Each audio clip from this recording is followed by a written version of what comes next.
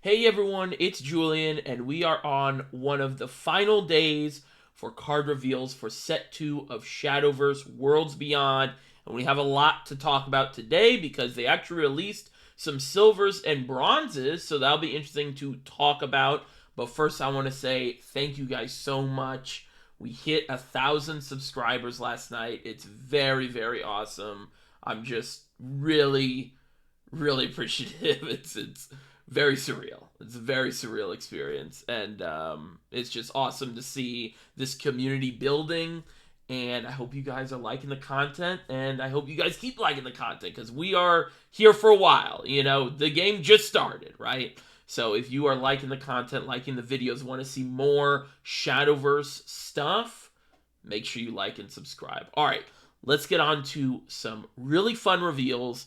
Again, we are very close to finishing the high rarity cards of the set out. We basically only have one Rune Legendary and Grimnir left. That's the neutral gold that we saw in the trailer.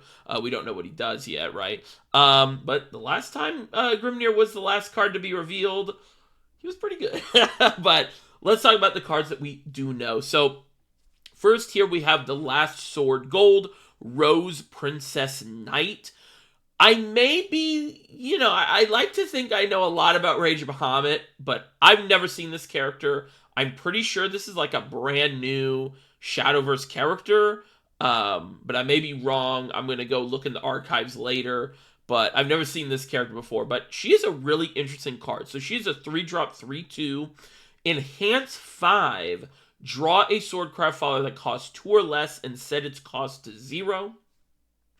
And she has Rush and Follower Strike. If the opposing follower is damaged, destroy it. So this is a really interesting card. I love these type of cards that are good in the early game and then have applications later on. That was one of the reasons I really liked the Fighter.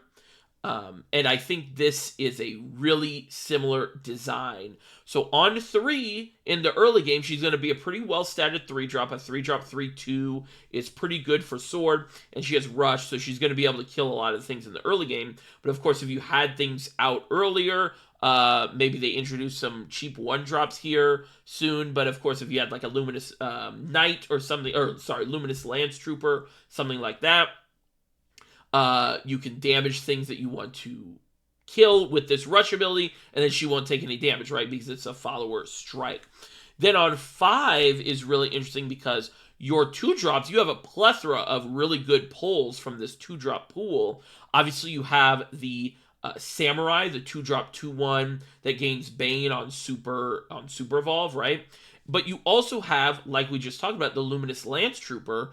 And in a situation where you draw that, right, you have Rose, you drop the Luminous Lance Trooper, and you get to swing that Knight in, and then swing the Rose in, and it kills it. And you have a 3/2 and a 1/2 left, both fairly high value targets for your opponent. So I really like this card. I will say I don't know where it fits in the deck. I personally would still rather play a card like Lorala, but I think if you are playing the dogs, I think you replace the dogs with this pretty easily. But of course, you guys know I'm not too big of a fan of the dogs in general, so but that would be an easy replacement for me if I had a list playing the dogs. But I really like this card. I think this is a really interesting design, and Sword is going for more of really mid-range, even leaning control in this game, and I think this is a great example of that type of that type of card design. And it's really awesome that we got more card draw as well. Of course, it's on 5, right? We'd really love to see some early game card draw, but so that is Rose. And then next we have some silvers, and let me zoom in here. Hold on, because when I zoom in on this one, here we go. Okay, now we can see. So 6-drop 3/3 Corpse Soldier. This is for Abysscraft. Fanfare, summon 2 Rotten Zombies on your field. And Rotten Zombies are tokens with they're 3-drop 2/2 token. With last words, summon a Rotten Zombie without the last words from of this card. So the Rotten Zombies are going to be 3-drop 2/2s that when they die summon another 2/2. And then the Corpse Soldier is he summons them, right? This card is awesome. The more I think about this, this is everything that Abyss wants to do right now, right? Is have bodies up for some of these really high value cards like Cerberus, right? So Cerberus is of course good on her own because you can swing the Coco or the Mimi in and then res them, right? But what's really awesome about Cerberus is when you're able to stick some bodies early or before she comes down and buff them and get even more storm damage, not storm damage, but like, face damage, right? And I think this is a perfect card to do that. Another interesting synergy, right, is you play this on 6, and then on 7, you can Super Evolve Sharon, and these Corpse zombies are going to be getting res from Sharon with the Super Evolve ability, which, directly goes into the Cerberus turn, which is really nice. And these zombies are just going to be really hard to clear. I think you kind of look at this and you're like, hey, the main body's kind of weak. It's a 3/3, and you summon 2 2/2s. But this is going to be really hard to deal with for a lot of decks right now. And like a lot of the answers that we have right now do not fully clear this, right? Like we think about Glade.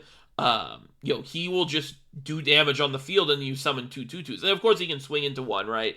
But that's still like a pretty good 1-for-1 card, removal, because Glade can be useful later on for them and stuff, and having to like respond to a board like that, and you still keep a 2/2. Like it's not like he fully cleared the board, right?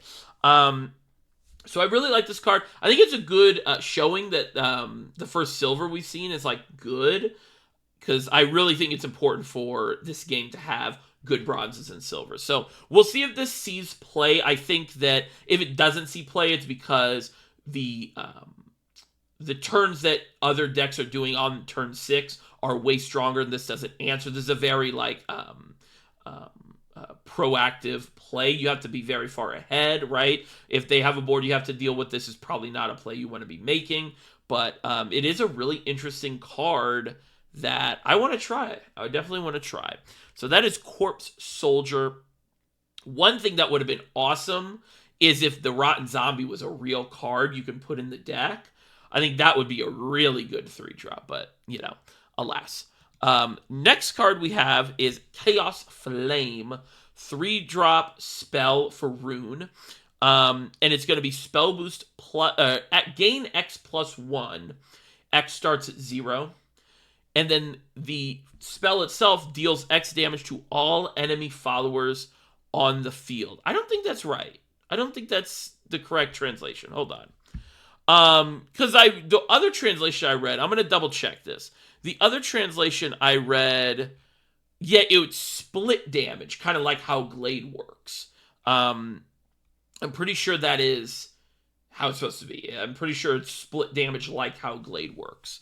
Because if this was all enemy followers, it'd be really, really broken. But I'm almost positive that this is supposed to be split damage. This was just mistranslated. We'll see, right? We'll see. There's always the risk of doing these reveals very, very early, right? But if it's split damage, how good is this card? Pretty bad, right? I mean, it starts at 0. It's kind of crazy that Wind Blast started at 2, but this card's pretty bad if it's split damage, right?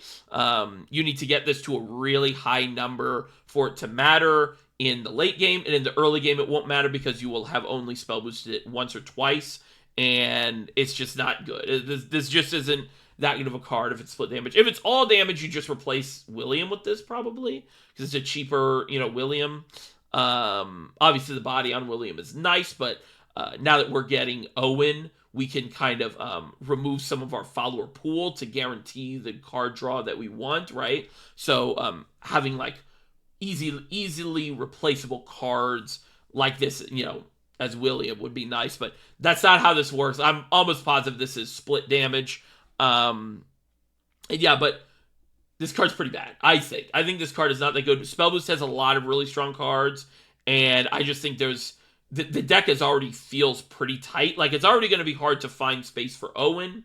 I don't think we're going to find space for a card like this. Even the 3-drop dirt heal spell that has like the optional AoE thing is better than this card because, there's a lot of builds playing the Witch's Cauldron that draws and stuff like that. So I don't think this card is very good, like, at all. But obviously, if this is the true translation, then this card is nuts.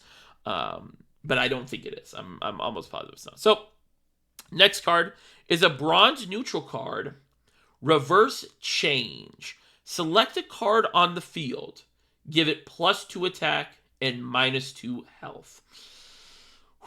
This is a really kind of scary card. If you guys are knowers, you'll remember Gilnelise, the second Gilnelise. She had an effect that was very similar to this. Of course, her body had Drain. She was a 2-drop 2/2 that on evolve gave something -2 and +2. And she had Drain, so you could like target herself and she'd be a 6-attack Drain. But just having an effect like this is like kind of scarily strong, especially while Spell Boost is available to us and really good, right? Spell Boost is a really good deck right now. Having access to a card like this that is so flexible, right? It's removal in the early game, and it's also late game. It can push extra 2 damage. It's just a really kind of crazy card. It also can like, it's a removal in the fact that you could like buff one of your own things and stuff like that, right? Really kind of scary card. I don't think it'd see play in almost any other deck except Spell Boost. But it's also like, is it just insane enough that you would play it in like control decks? Maybe you would just play it in control decks too, since it's so flexible. You can like obviously deal 2 damage to something, but also buff any of your things. It's just it can kind of translate into 2 face damage for a lot of decks. Yeah, kind of scary. Definitely, I think this goes in Spell Boost like almost immediately, I would guess. But yeah, I don't know. Kind of interesting card here. But like I said, we're getting really good bronzes and silvers, which I like. And yeah, we'll see how this card goes. Maybe I just have a terrible read on this, but the fact that you can target anything, and it's just very flexible, and you can translate it into face damage or translate it into removal. Yeah, really, really, really like this card. I think this is a really strong card. Next card, we have an Abyss card. This is Axella Nocturne General. This, of course, is not a reprint, I guess, because it never was in this game yet, but of Dark General. Dark General was funny because she was a bronze, right? In the first game, she was I think she was a basic card, right? But she actually got voted into the leader poll, and she became a leader. So one trend I've seen is they're making a lot of cards that were leaders, cards in this new game fast, right? Like normally I wouldn't think we'd get a Dark General this fast, but we're seeing a lot of the old leaders get cards very quickly in this game. So keep that in mind when we kind of predict some stuff. Like we have one Rune Legendary left. I'd really like it to be a Mysteria card. Mysteria herself would be cool. But I am kind of leaning towards maybe Rooney. Rooney was a later leader card that won the leader poll. We could even see like a Moses or a what's her name? Prophetess of Creation.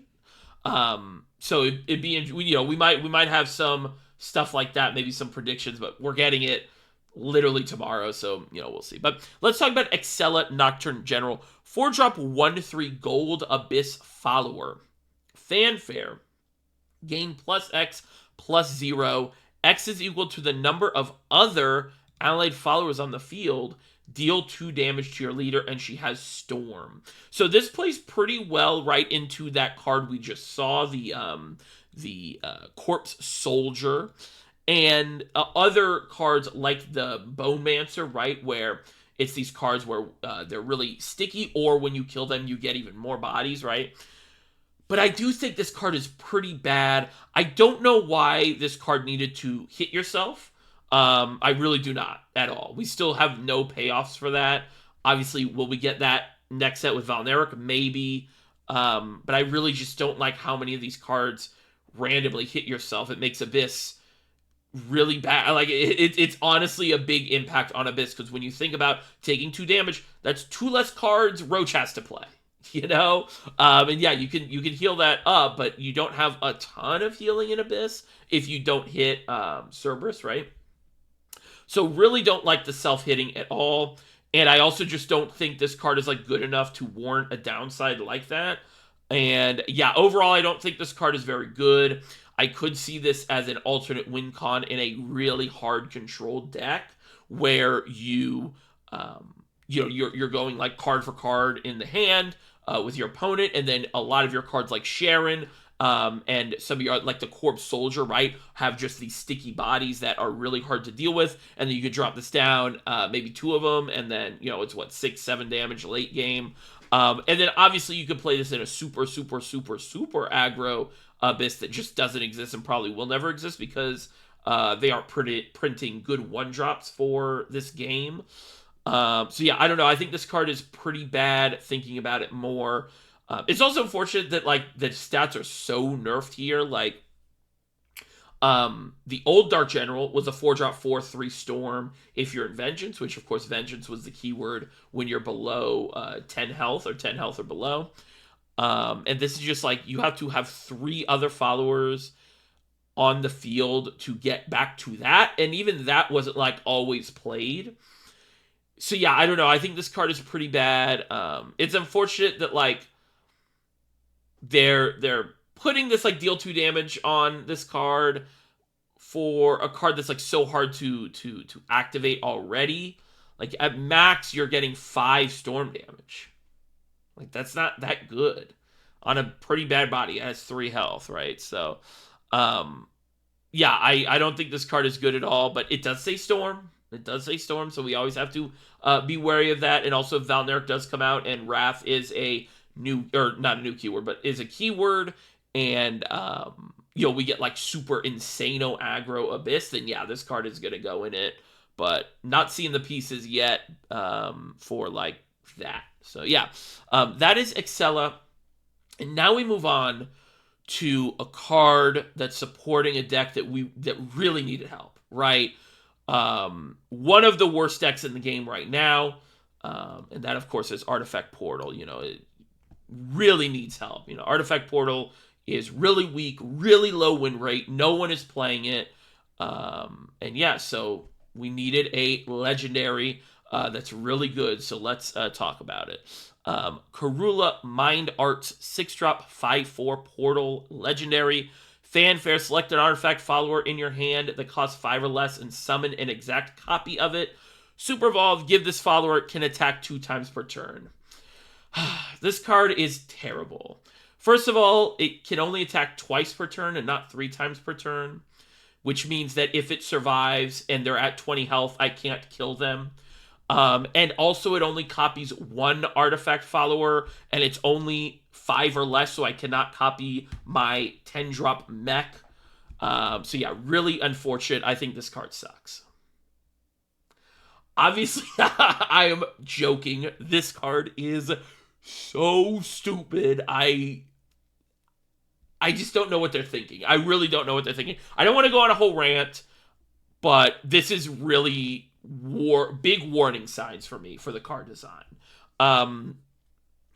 The issue with Artefact Portal, one of the best decks in the game, obviously, I was joking, hopefully people got the joke. The issue with Artefact Portal is there's 2 types of Artefact Portal decks. There's the Artefact Portal deck where you draw Alouette, and there's the Artefact Portal deck where you don't draw Alouette. And they just added 3 more Alouettes that do not need Evo points, that are arguably better than Alouette because it's like a better stat line, and itself is a threat because if it lives, you just Super Evolve, or you Super Evolve already, and you just win the game, like 16 damage, right? I don't know. It was the monkey paw. The monkey paw curled because it was like, man, I hate how bad it feels. The difference between the strength of the deck is drawing Alouette or not drawing Alouette. My idea was they should nerf Alouette. Their idea was, let's give you more Alouettes. I can't imagine there being artifact defenders, but if there was an artifact defender in terms of like its power level, I could see them saying it doesn't generate any cores. And I just don't think that is a valid argument because if you are not able to generate enough cores, you literally need 3 cores to make a level 5. Obviously, it's the heal one, right? And then you need 1 more to make any of them. So I don't think that's a valid argument, because if your deck is designed in a way where you're not hitting that, then you might need to change some stuff up, take some puppet stuff out. Artifact builds are really greedy right now, where they are playing some of the best puppet stuff and obviously all the good artifact stuff. But they're kind of refusing to play some of these other artifact stuff that I think needs to be played. Maybe not after this set comes out, but like, Rukina's seen at low numbers, and stuff like that, right? But Artifact, sorry. Artifact has some of the best 2-drops in the game, and it has the best 1-drop in the game in the Elise. And you shouldn't be not able to get enough artifacts for this to play. And obviously, I don't think a lot of people think that, but just to there are probably going to be some defenders out there that say that. But and then I just also don't understand why he needed to have this Super Evolve text. And it's really worrying, because it makes me think that they didn't think that Artifact was going to be good. And it's just, they don't seem to have a really good handle on the meta. Obviously, this was created probably before the meta was, figured out and stuff, right? But kind of, you'd think that they would figure out the set 1 meta in playtesting, and they did not. And that was sort of an issue Shadowverse 1 had sometimes too, where these cards would just come out and it would be like, what? And Karula really reads to me something that I hate in Shadowverse sets, where a lot of the cards read 1 power level, and then you have 2 or 3 cards, like right off the top of my head, I'm thinking this card and the Forest Draw spell. They're just miles above the other cards.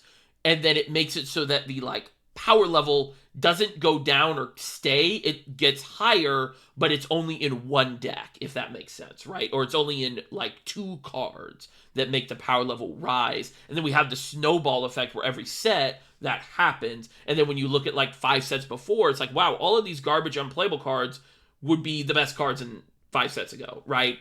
Again, don't want to Doom or anything, obviously. This is not a Doom video or whatever. But this is the best card in the expansion by far. It's supporting one of, if not the best decks right now. And yeah, it's going to open a lot more strategies for Artifact as well. I do think that you will be able to play a pretty aggro version of Artefact Portal. I know there was sort of an aggro Artefact Portal early on in set 1, but I think you're really going to be able to do this now. Just having this threat that you have to immediately kill is really hard sometimes. Some decks just will not have access to that. So yeah, I don't know. I think this is really worrying, and this is the best card in the set by far. And another month and a half of Artefact Portal. So yeah, but that is the video. Let me know what you guys think about all these cards in the comments. Let me know if you think that Karula is balanced, or I'm wrong about my take on Karula or whatever, because I would like to hear about that. But yeah, hope you guys are enjoying the videos. Hope you guys are excited for set 2, because I am very excited for set 2. There's a lot of cards I really want to mess around with and try. And of course, set 2 is going to be kind of peak tournament season. We have the first SVO coming up basically in 2 weeks. And we have more also tournaments that are going to be in the set 2, Japanese tournaments as well. I'd really love to try to do some watch parties for some of these Japanese tournaments when they start up. And obviously I will be participating in the SVO tournaments and all of the other tournaments that I can actually apply to, because I'm live in the US, so can't do Japanese tournaments, right? But yeah, very excited. We're definitely going to start doing even more competitive videos, competitive themed videos, right? So yeah, if you guys are excited for that, leave a like, subscribe, and yeah, thank you guys again for 1,000 subscribers. It's really, really awesome, and there's going to be a lot of fun, hopefully good content coming your way in the next few months of Shadowverse Worlds Beyond. All right, have a good one, guys. I'm going to go to bed. Bye-bye. All right, it wouldn't be a reveal video if I didn't have some last-minute additions here. We have 2 cards. This first one, Raina, but the second one here, the guy revealing it is Stalling. I mean, he's played 3 or 4 games of this, like, really bizarre spell boost Earthright deck, and I'm tired, boss. So we're gonna talk about Raina. Hopefully he reveals this freaking card before I literally pass out, because it is almost 5 o'clock here. But let's get into this card. This is a really interesting card. This is a really fun card. Raina, United Angel, 7-drop, 5/5 gold, neutral follower. Raina is a very classic Rage Bahamut character. She is sort of the character that you use to level up your other characters. She's sort of like, you get a bunch of copies of her, right? But she's had different, versions and like alternate universe versions and stuff like that. But she's always involved evolving, right? So this card is really interesting. 7-drop, 5/5, no effect except for on evolve. She evolves all of your unevolved allied followers on the field. So this is really, really strong in my opinion in Abyss. Abyss, of course, we've been talking about. It's gotten a lot of, support here, and a lot of support that is sort of sticky followers, right, that we were talking about. So if you can get a couple followers on the field here and play this down in Evo, you can get a good amount of damage. And even if you, if it's something like Sharon, right, because Sharon is going to res the thing on the start of your turn, you're still going to be able to remove a lot of things. It's a little bit like Olivia, right? But I really like this card. I think this card is really, really strong and is going to be really good in a deck like Abyss. We've had cards like this in Abyss before. Gremory specifically, she was a 1-drop 1/1, but then if you paid 6 or 7, they nerfed her to 7. She evolved all unevolved followers. I think she evolved herself too, but her thing as well, she drew cards. She gave everything last words draw a card, or did she just draw a card for every evolve? No, I think it was she gave everything last words draw a card, but she did, involve some card draw, but really low, statted body, right? This is a very well statted body. So yeah, I think this is a really cool card. I'm actually pretty excited for this. I can even see this used in something like Puppets, right? So, you need a lot of removal. You can drop a bunch of Puppets and then Evo this and, clear a good amount of the board. I'm trying to think of other cards. The Hidekar and Jaffner, right? Obviously, that's probably like a turn 9 play or something like that. Well, actually, oh no, you could play this and then, Hidekar and then evolve it, right? But yeah, so stuff like that. I think this is going to be a really cool card. I think right now I would say it slots more in Abyss. But yeah, Raina is pretty cool. I really like her character. I love this art. And yeah, now I wait until this rune card gets revealed. It is a Mysteria rune legendary. It's a guy and he is from Rage Bahamut. So we will see here soon, but man, am I tired. I hope he gets a win or whatever he feels like he needs to do to show this freaking card. But yeah, all right, we'll be right back. All right, yeah, he's loading up another game. I gotta go to bed. I'll talk about it tomorrow. He's literally revealing it like little by little every game he plays, and he's playing just some... this is a social experiment because he's playing some horrendous rune deck. Right now, the revealed parts of it is 6-drop 5/5 rune card. On play, use 1 dirt, and you choose 1, and there's 3 options. We know 2 of them. Put 1 Guardian Golem into play and it gains barrier, or draw 3 cards. So that's pretty good. Obviously, we don't know the whole card, so I'll talk about it tomorrow. But man, I want to go to bed, guys. I'm sorry.